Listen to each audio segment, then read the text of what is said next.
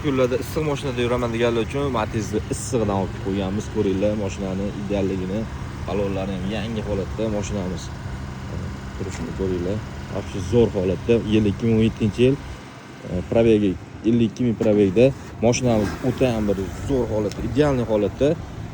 Mashinamizning kraskalari toza, yurgan probeglari halol, o'ziniki. Salonlarni ham ichilarini ko'rsataman. Mana salonlardan ham ko'rishinglar mumkin.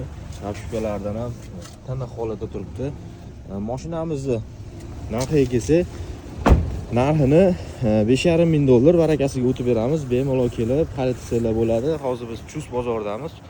Chust bozorida lokatsiyasini tushuntiraman sizlarga. Namangandan Toshkentga ketishda yo'l bo'yida JB ishlab chiqaradigan zavod fabrika bor, tekstil.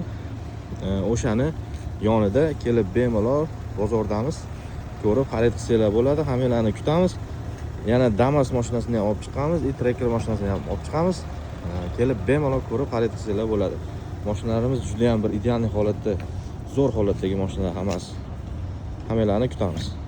Sog' bo'linglar, obuna bo'lib qo'yinglar.